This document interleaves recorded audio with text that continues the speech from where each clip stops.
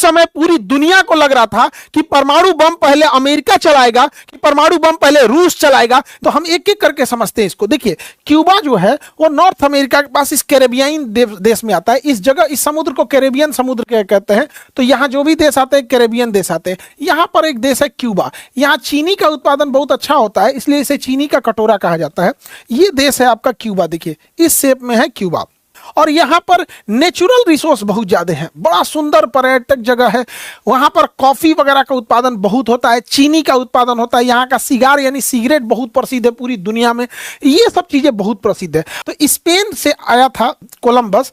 इसने 1492 में इसने क्यूबा की खोज किया, और जैसे खोज किया स्पेन ने इस पे आके कब्जा कर लिया। यहाँ से खोज किया, स्पेन ने आके इस पे कब्जा कर लिया, और 400 सालों तक क्यूबा पर स्पेन का कब्जा रहा। 1902 में क्यूबा आज़ाद हो गया। 1959 में फिदेल कास्ट्रो पूरी तरह से क्यूबा को अपने कंट्रोल में ले लेते हैं।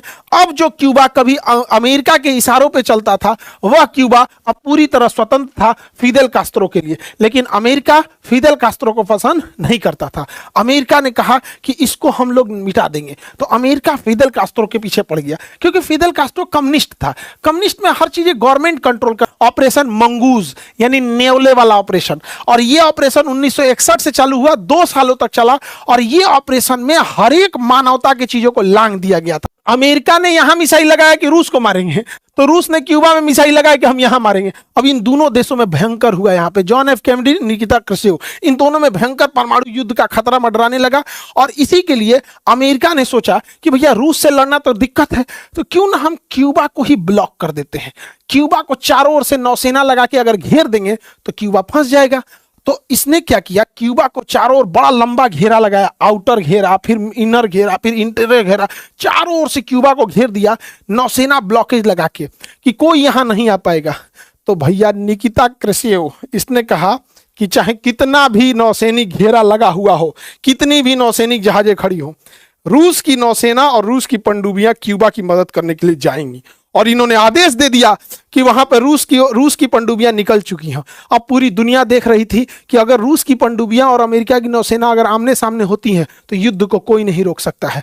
लेकिन हुआ भी, यहां ऊपर में अमेरिका की नौसेना घेरा बांधी हुई है, और उधर रूस से पनडुब्बियां चल दी थी। और ये पनडुब्बियों की बहुत खतरनाक पनडुब्बी थी, B-59 पनडुब्बी। B-59 पनडुब्बियों में परमाणु बम लगा हुआ था, और ये पानी के अंदर चल रही थी। और भयानक हो गया 27 अक्टूबर की घटना। 27 अक्टूबर 1962 को दुनिया को लगा कि अब दुनिया खत्म होगी। ये दोनों पनडुब्बियां ये सब आमने सामने हो गई सब। यहां से 27 अक्टूबर वह दिन था जब रूस की पनडुब्बी और अमेरिका के जहाज आमने सामने हो गए थे सब। अमेरिका की जहाजों को लगा कि शायद लगता है पनडुब्बी आई होगी, तो ये ऐसे ही शॉट फायर कर रहे थे, जब समुद्र के नीचे बारूद डाल के ब्लास्ट कर रहे थे कि अगर कोई पनडुब्बी होगी तो ब्लास्ट हो जाएगी। सोचो, ऐसे ही नॉर्मल प्लेयर्स फायर कर रहे थे, ये रूटीन फायर होता है। और गलती से उसी के नीचे रूस की पनडुब्बी थी, और रूस की पनडुब्बी के पास आके वो डेप्थ चार्ज ब्लास्ट हुआ। जो नीचे जाके बारूद ब्लास्ट होता है उसे डेप्थ चार्ज करते हैं। अगर पास में पनडुब्बी है तो गिरा दिया जाता है, नहीं तो रॉकेट में भर के उसे फेंका जाता है।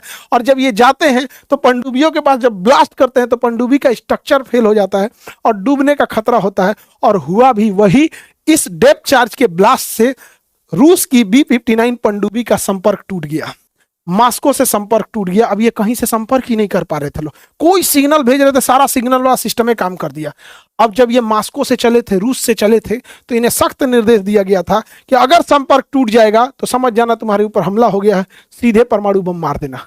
अब यहां पर जो लोग थे वो डिसीजन लेने लगे कि भैया संपर्क तो टूट गया है, अब तो परमाणु बम मारना पड़ेगा, कोई नहीं रोक सकता है। तो इसलिए रूस की पनडुब्बियों में परमाणु बम को रेडी कर दिया गया, परमाणु बम रेडी कर दिया गया। लेकिन परमाणु बम को मारने के लिए वहां 3 बड़े अफसर तैनात थे, जिनमें तीनों की सहमति होना जरूरी था। 27 अक्टूबर दुनिया देख रही है कि अब क्या होगा, परमाणु बम चलेगा कि नहीं। जो उस पनडुब्बी के कमांडर थे, उस कैप्टन का नाम था वेलेंटाइन सेविस्की। अब ये सब का रशियन नाम है, उटपटांग थोड़ा सा रहता है। इन्होंने आदेश दिया कि मार, परमाणु बम मार, एकदम उड़ा दे पूरा अमेरिका को। लेकिन जो सेकेंड इन कमांड थे, उन्होंने मना किया, कहा कि ये रूटीन फायर भी हो सकता है। उनका नाम था वासिली आर्किपाव, इन्होंने मना किया, कहा कि नहीं हम आदेश नहीं देते हैं। यही व्यक्ति है, याद रखिएगा, जिसने मना किया था, नहीं तो परमाणु बम मार देता। और वहां पॉलिटिकल अफसर थे इवान मसलेनिकोव, इन्होंने भी मना किया कि नहीं हम परमाणु बम हमला नहीं करने देंगे, लेकिन ये पूरा रेडी था। अब हुआ क्या, अब जब इन्होंने ऑर्डर नहीं दिया, इन तीनों का ऑर्डर होना जरूरी था, अब क्या किया जाए, तो कहा गया कि पनडुब्बी को ऊपर लाके देखते हैं, शायद ये रूटीन फायर तो नहीं कर रहे हैं, और अगर कोई दिक्कत हुआ तो हम फायर कर देंगे। तो इसने कहा कि अगर ऊपर जाएंगे, अगर कोई फायर किया तब कहा तो परमाणु बम रेडी रखा जाए, अगर ऊपर कोई दिक्कत होगा तो फायर कर देंगे। निकिता क्रुश्चेव और जॉन एफ कैनेडी के बीच कि नहीं ये रूटीन मिस्टेक था, हम लोग एक समझौता करते हैं वरना दुनिया समाप्त हो जाएगी, परमाणु युद्ध से कुछ हो नहीं सकता है। एक छोटा सा मिस्टेक अगर होता ना, और केवल ये बोल देता ना वसीली, तो अगर उस समय तो परमाणु हमला हो गया रहता अमेरिका पे, फिर अमेरिका उधर से परमाणु बम मारता। उस समय पूरी दुनिया को लग रहा था कि परमाणु बम पहले अमेरिका चलाएगा, कि परमाणु बम पहले रूस चलाएगा। जब पूरी दुनिया अक्टूबर 1962 के क्यूबन मिसाइल क्राइसिस में बिजी थी कि कब हमला, परमाणु हमला अमेरिका रूस पे करेगा कि रूस अमेरिका पे करेगा। अब टॉपिक पे आते हैं पहले क्यूबन मिसाइल क्राइसिस वाले पे। देखिए अमेरिका जो था उस समय पाकिस्तान का साथ देता था इंडिया के खिलाफ, तो भारत ने भी सोचा कि क्यों ना हम अमेरिका को भी जलाएं, थोड़ा सा हमारे ऊपर सातवां बेड़ा मारने आया था, परमाणु बम मारने आया था। तो उस समय इंदिरा गांधी जो थी फिदेल कास्त्रो से मिलने भारत से क्यूबा की राजधानी हवाना पहुंच गई। उस समय नॉन एलाइजिंग मूवमेंट का अध्यक्ष हुआ करता था हवाना यानी क्यूबा, वो भारत को अध्यक्षता सौंपा। नॉन एलाइजिंग मूवमेंट मतलब हम किसी भी संगठन में नहीं है, ना अमेरिका के फेवर में है ना हम रूस के फेवर में है, हम किसी भी गुट में नहीं है, उसे हम गुट निरपेक्ष या नॉन एलाइजिंग कहा गया। उसी को हम तीसरी दुनिया भी कहते हैं। पहली दुनिया अमेरिका और उसके समर्थन वाले देश, दूसरी दुनिया रूस और उसके समर्थन वाले देश, और तीसरी दुनिया गुट निरपेक्ष को कहा गया जो किसी के फेवर में नहीं थे। ये ज्यादातर विकासशील देश थे जिसे ग्लोबल साउथ कहा जाता था। उस समय ग्लोबल नॉर्थ जो थे वो सब विकसित देश थे और ग्लोबल साउथ में वो कोई भी देश विकसित नहीं था। तो ये तीनों एक ही के लिए यूज होता था। अब इंडिया उसको जलाने के लिए कहां पहुंच गए, क्यूबा में। हालांकि हम सब कहीं ना कहीं भले कहने के लिए नॉन एलाइजिंग के थे, लेकिन गौर कीजिए क्यूबा नॉन एलाइजिंग का अध्यक्ष है लेकिन अंदर से रूस के फेवर में है, उसको परमाणु बम लगाने को जगह दिया है। हम भारत वाले नॉन एलाइजिंग के सदस्य हैं, अध्यक्ष भी बने थे। Even Jawaharlal Nehru, marshal Tito, colonel Ahmed Sukarno, ये जब लोगों ने ही मिलकर गुट निरपेक्ष बनाया था, लेकिन हम लोग भी रूस के फेवर में ही थे। तो हम लोग भी अमेरिका को जलाने के लिए यहां पहुंच गए। और भारत और क्यूबा के आपसी संबंध को दिखाने के लिए उस समय बहुत भव्य भारत का स्वागत किया गया था और इंदिरा गांधी को उस समय फिदेल कास्त्रो ने गले भी लगा लिया था। उस समय इसे ग्लोबल साउथ और यूनिटी को देख के दिखाया गया था। हालांकि उस समय के जितने विकासशील देश थे जो किसी भी पक्ष में नहीं थे, अमेरिका के पक्ष में रहते पहली दुनिया, रूस के फेवर में रहते तो दूसरी दुनिया, किसी के फेवर में नहीं है तो तीसरी दुनिया, ग्लोबल साउथ थे क्योंकि वो विकासशील थे। यही देश आगे जाके जब विकास किए और अपना जब लोहा मनवाए तो वो बने G20।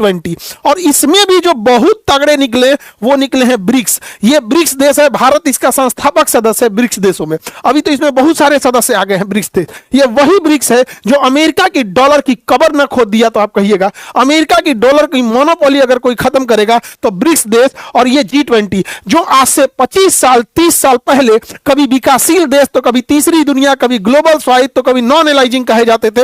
वक्त वक्त की बात है, अमेरिका देखेगा कि ब्रिक्स की ताकत क्या होती है। वर्तमान में अमेरिका ने क्या किया है क्यूबा को सबक सिखाने के लिए, वेनेजुएला पे पहले ही कब्जा कर लिया है और वेनेजुएला के राष्ट्रपति को ट्रंपा उठा ले गया है।